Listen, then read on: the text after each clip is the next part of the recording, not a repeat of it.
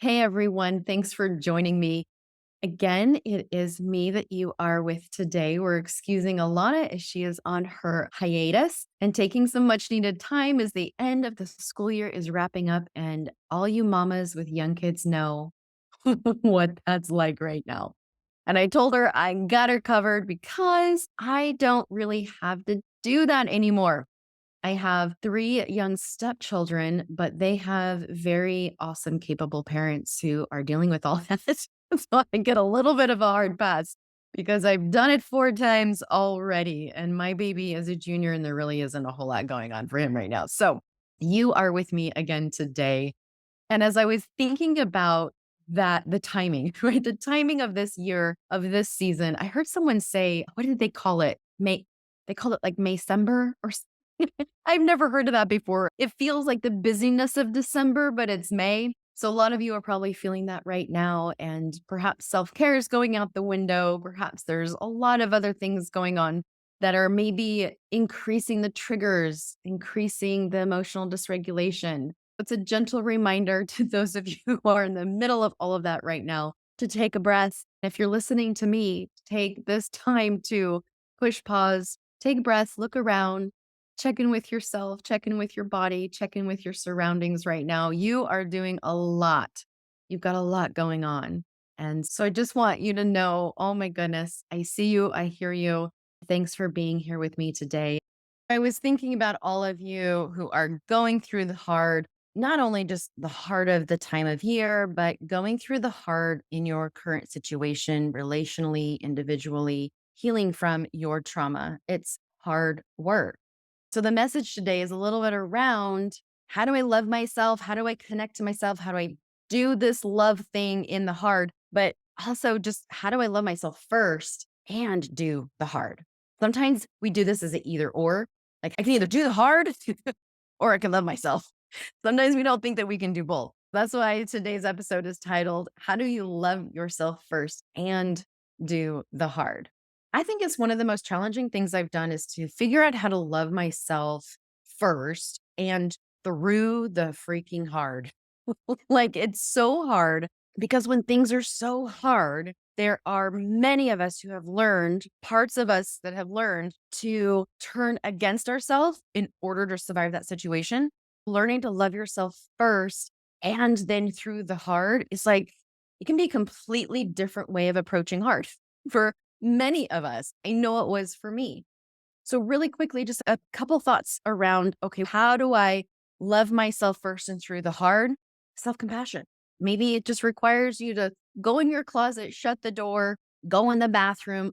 For me, when I had little people, that's typically when they left me alone, depending on the age. Sometimes I still had to read books while going to the bathroom. Little people, or wherever you can find a space to go, even for 3 minutes, and have self compassion for the hard that you just stepped out of and the hard that you're about to leave your bathroom or closet to step back into.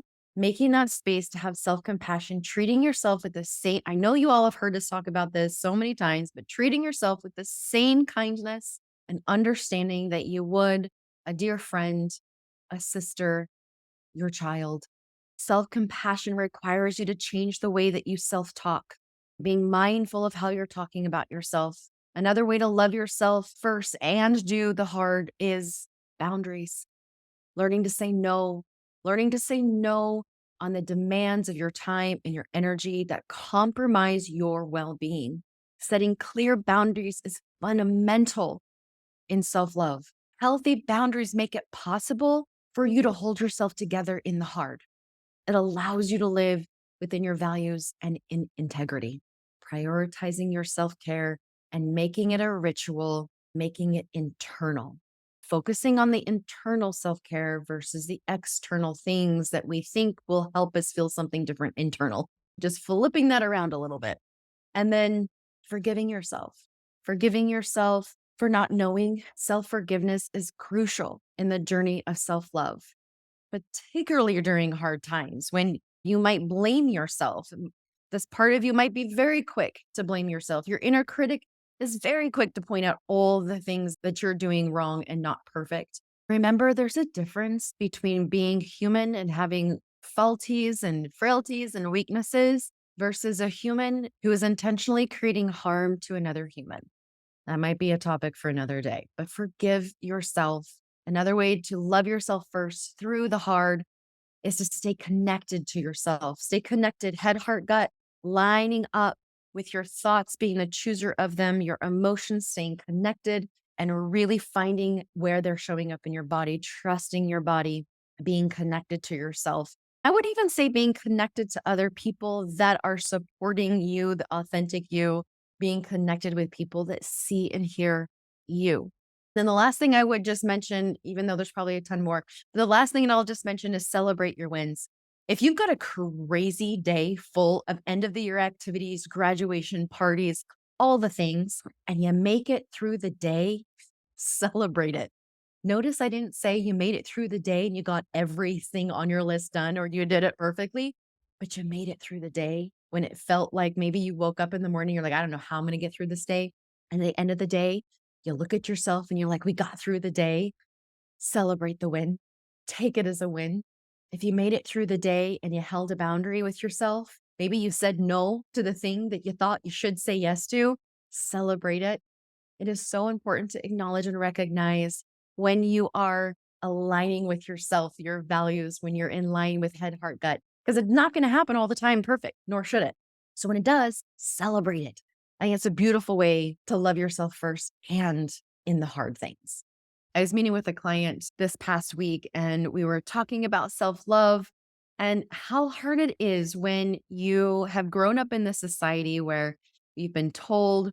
I know not everybody has had this experience, so I'm totally generalizing here.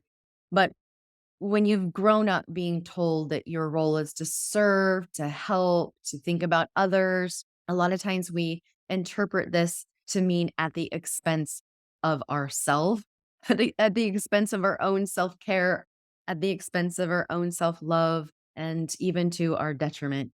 When we're talking about relationships, those of you who are trying to navigate love in the relationship, navigate your own individuality in the relationship, one of the things that I was telling my client was how love is not synonymous with possession. It's not synonymous with manipulation, but real love thrives when each individual in that relationship are granted the freedom to embrace who they really are, their authenticity or their genuine self, and how that kind of true love supports and uplifts rather than constrains. And a lot of my clients are feeling constrained.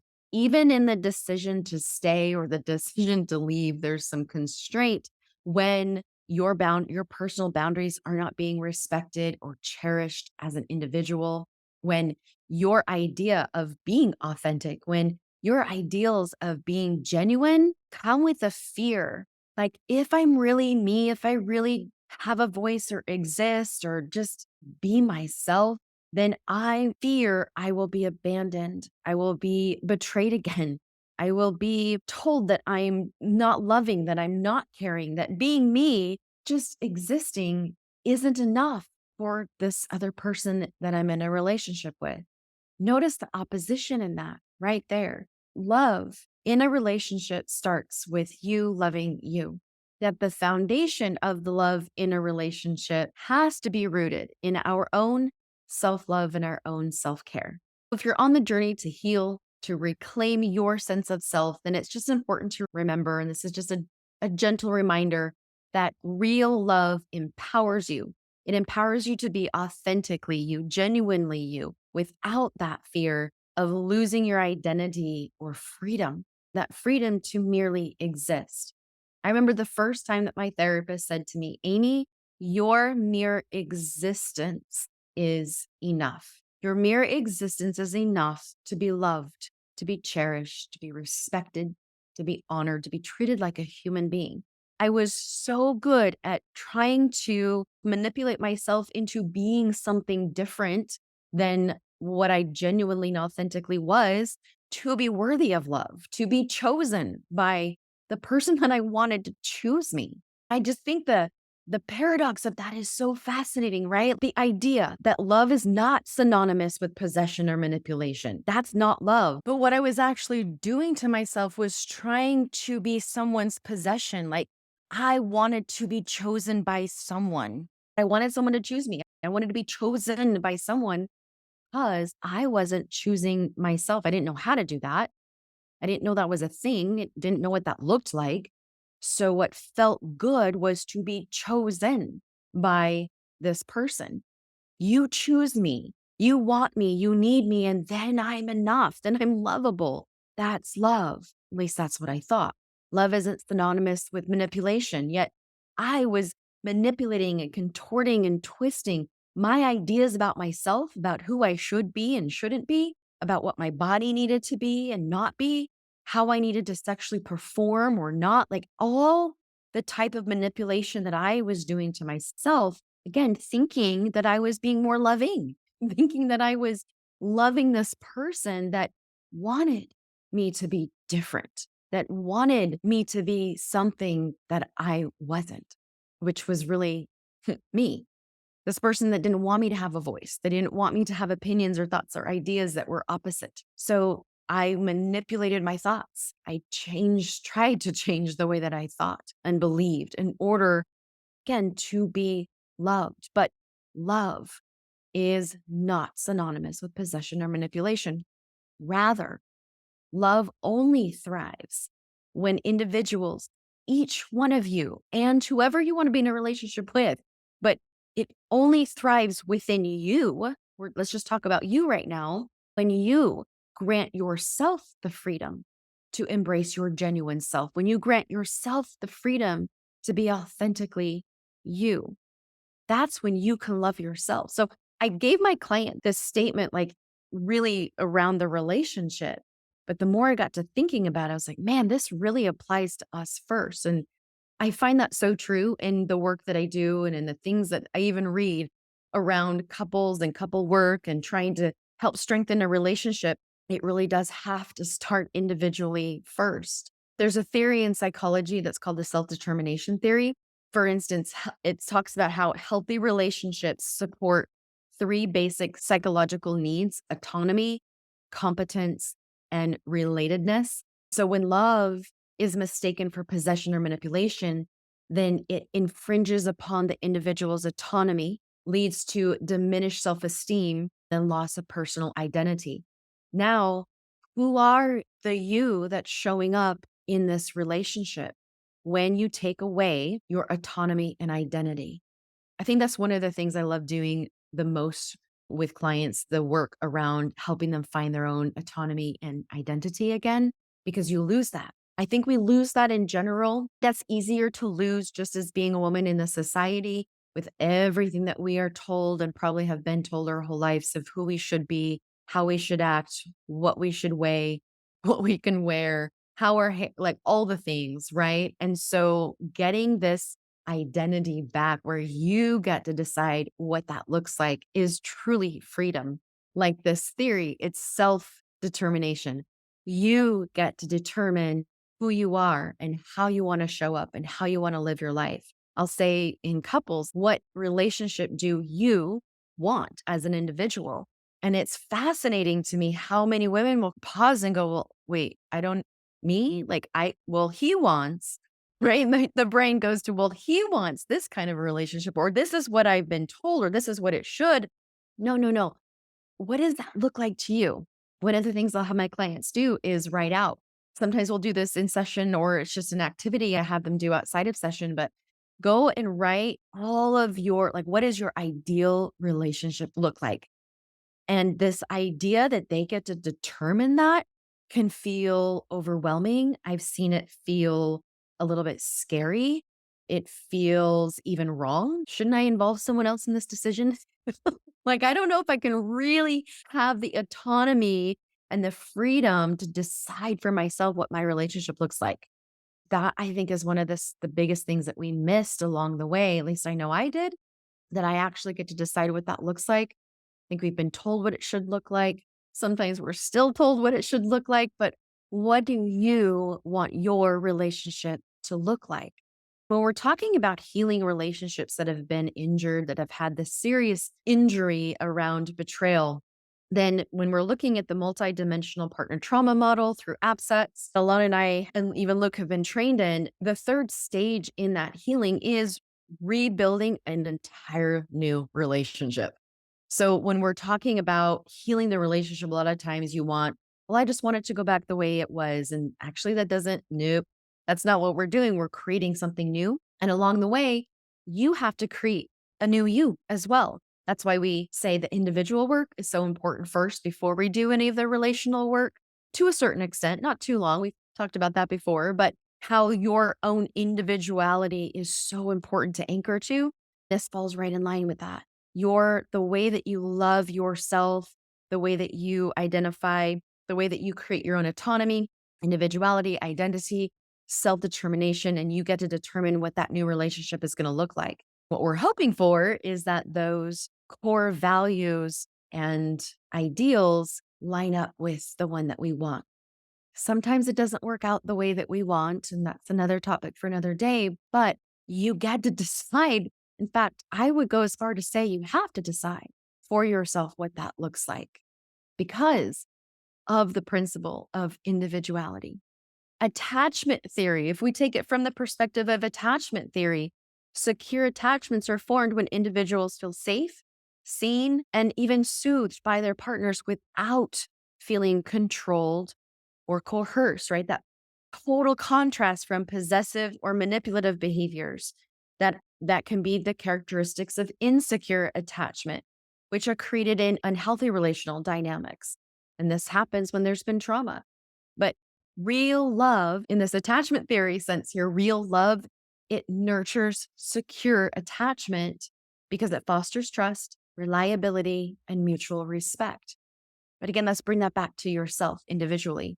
Your real love in your own secure attachment is nurtured when you foster your own sense of self trust, when you can rely on you to hold boundaries, to follow through with consequences, when you can rely on your instinct, your intuition, your sensitivity, and your vulnerability, when you respect yourself.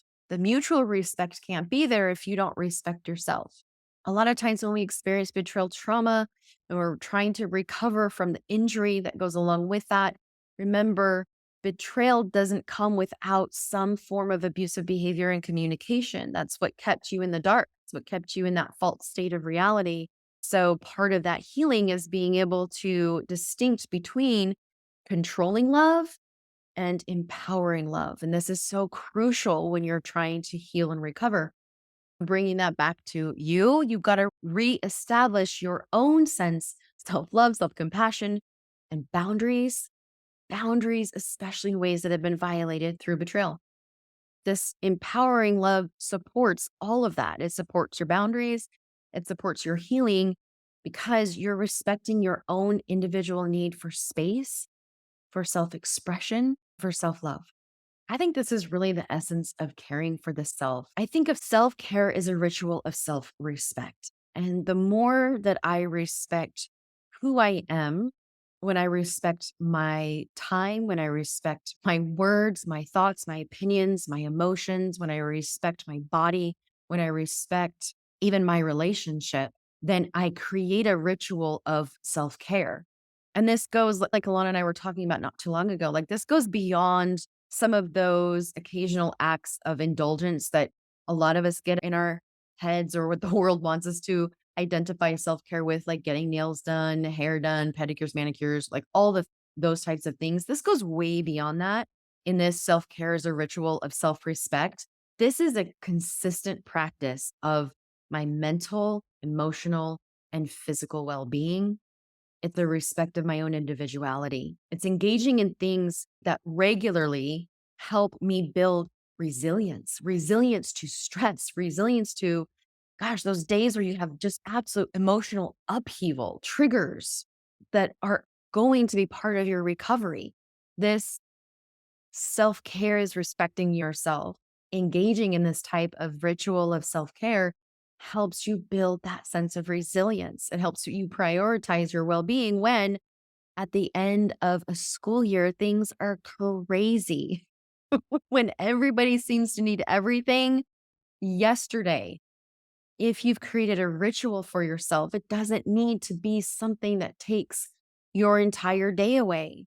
Like I said before, it might mean a moment of stepping into your closet, turning out the light, laying on your back, and putting one hand over your heart and one hand on your belly and being present with you, acknowledging the crazy, acknowledging that everybody needs everything from you right now. But in that moment, you need you. In that moment, you're going to just be so proud of all that you're carrying, all that you're doing.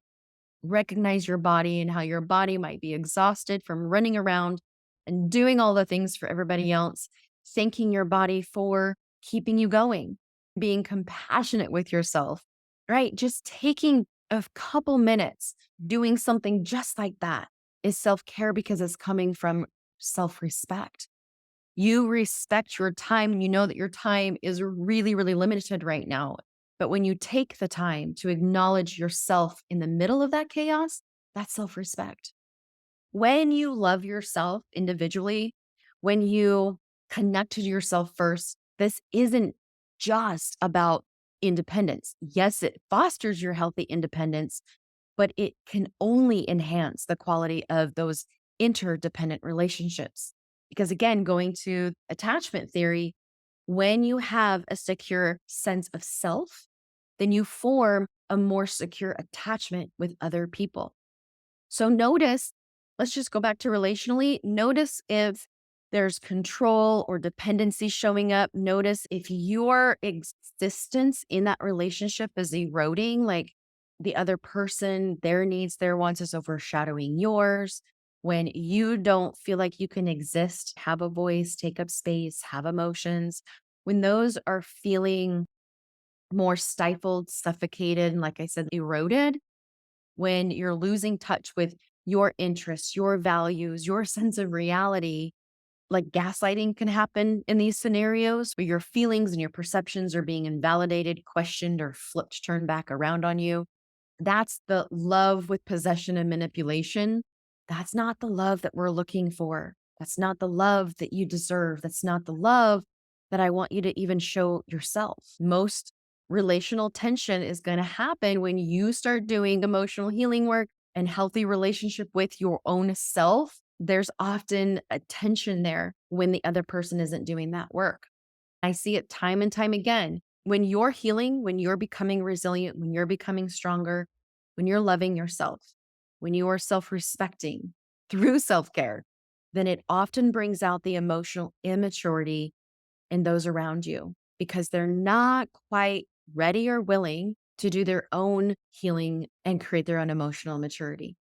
It can feel hopeless when you're noticing the distance that's coming with your healing and your growth. But I want you to know, brings me back to that multidimensional partner trauma model, like phase three. Those of you who are trying to do the work, you're listening to podcasts, reading books, going to therapy, doing coaching because you're trying to get to that phase three where you're creating a whole new relationship. You're connecting the relationship that you want, that you believe you have a right to, the one that you want to exist, your ideal relationship. It can feel hopeless when your journey towards that is giving you more and more evidence that the other person that you're in the relationship with might not be on the same journey. They might not be walking down the same path. But your healing journey isn't hopeless when the hope that you're having is in yourself and your higher power rather than another human who has their own agency of which you cannot control. So if you're finding yourself holding on to the smallest act of kindness or generosity, when that act of kindness and generosity should really be a part of humanity, should be a part of your ideal relationship, then you're having hope in nothing. I've heard it described as you're hanging your hope on air. And I can't remember who said this, but it's one of my favorite quotes. If you feel like you have to trade the best of who you are to protect the worst of who they are, then let this be a red flag. Real love is mutual respect and support.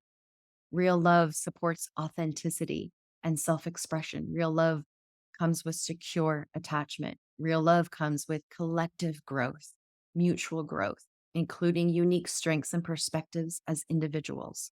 Love is not synonymous with possession or manipulation.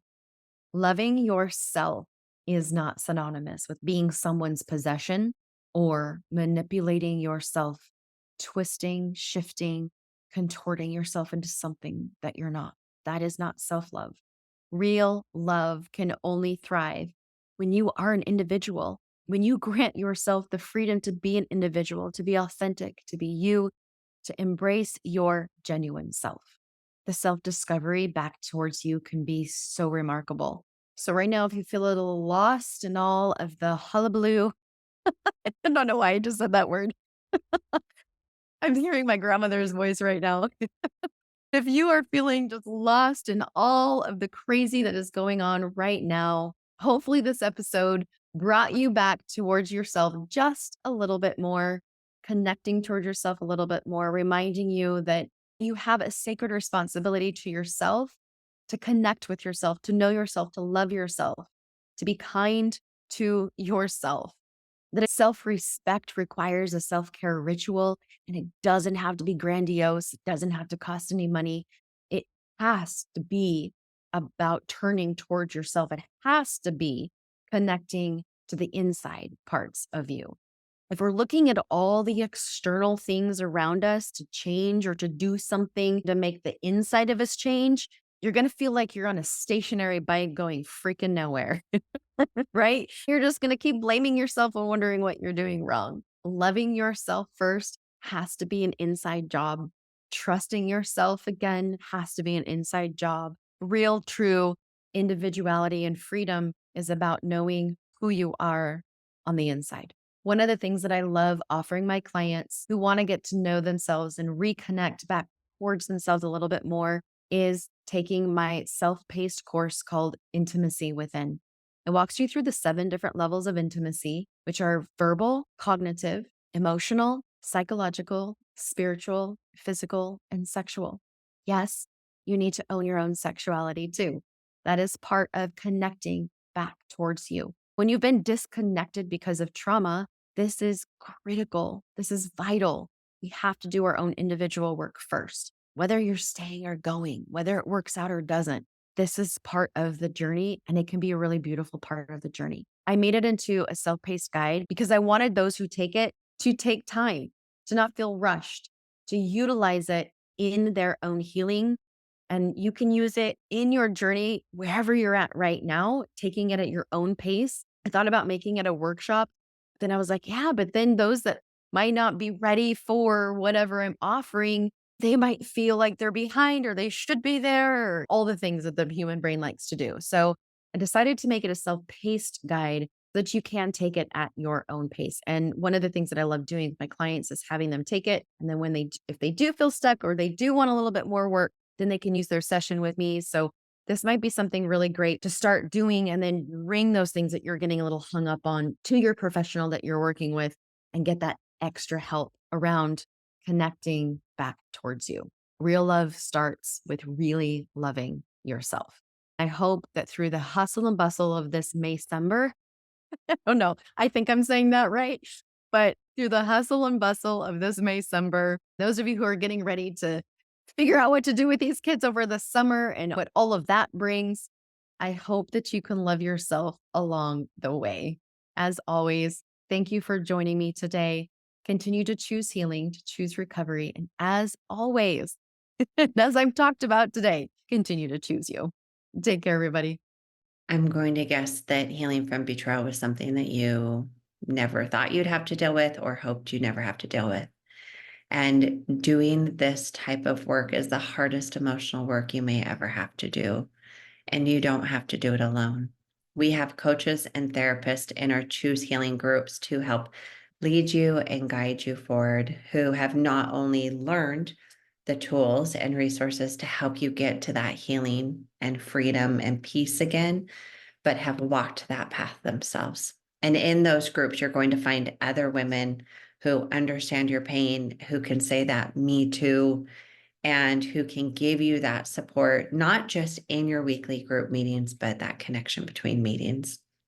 I encourage you to take that brave step forward, to be vulnerable. It is not easy, but the reward of putting in the work, putting that one step forward as you choose healing and you choose recovery and you choose you, you will be able to move forward and heal.